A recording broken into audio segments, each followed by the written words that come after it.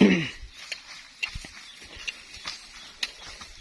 còn đó nó tê lật tê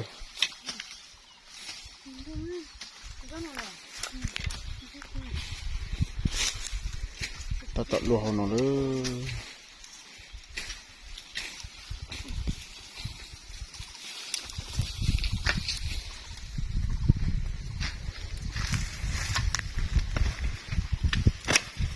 ta xem mà cho tôm lợn thì đó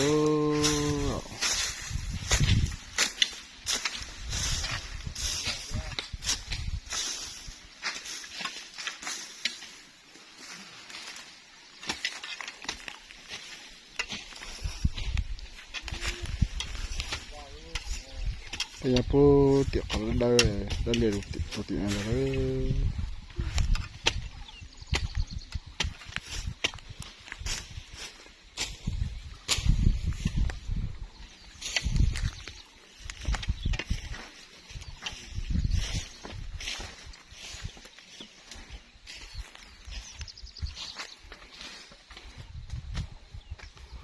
tầm đó là luôn tay một tiệc tị nữa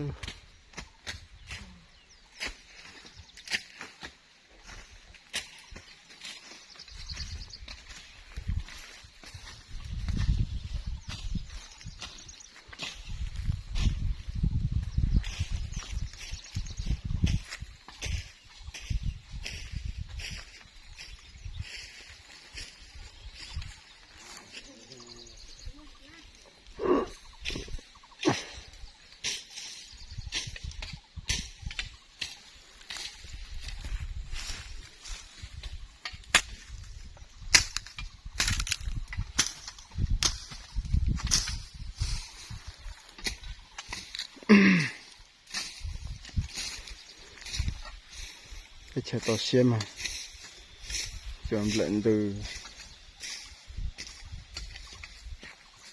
khó xe chụp phong gì hơn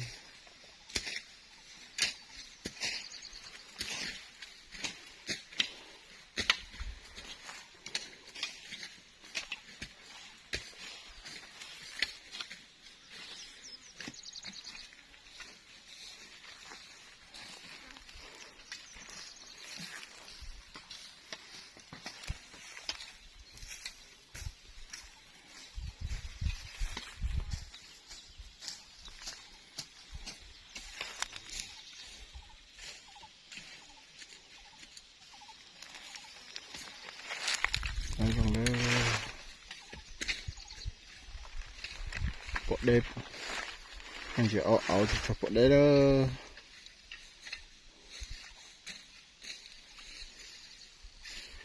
bộ thì dùng làm món trộn bé sai nên sao xài chả nó khó dễ cái này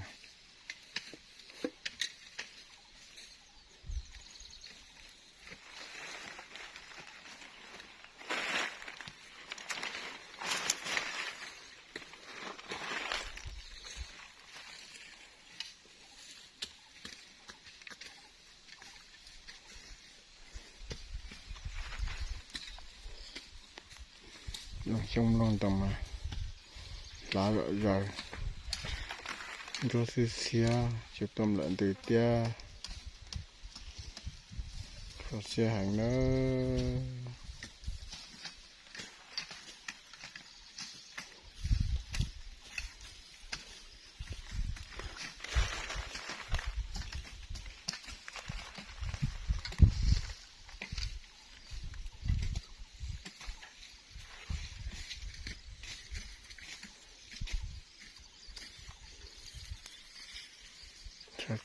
cú chỉ là cho cú hành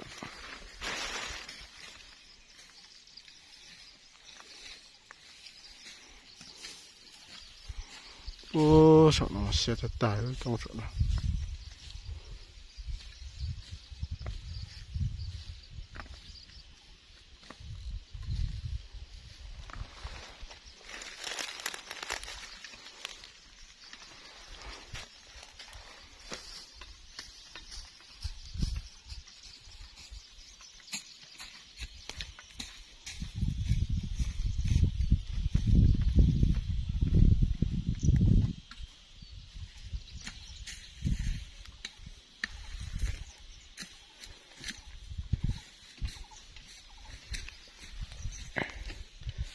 tu pun tak tahu kena tu nak le.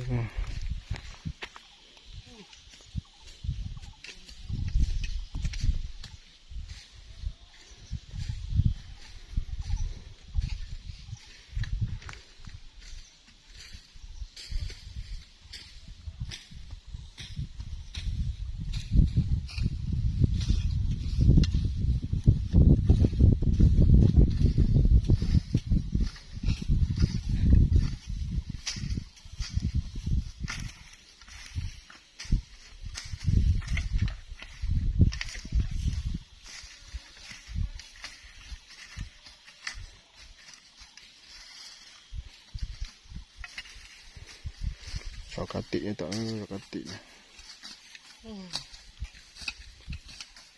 Tak lutong nak wahau dah tu. Tak lutong yang saya tak nak wahau dah katiknya.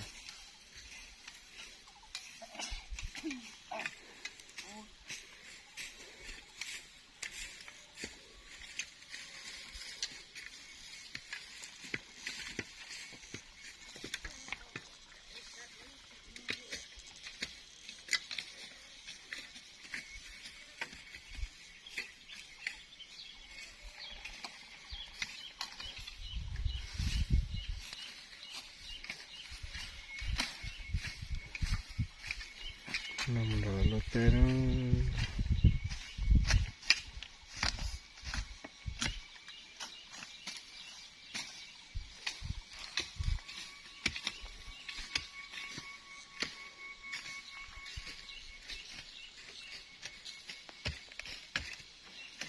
Xin chỉ đồ đó cặp không gì đó.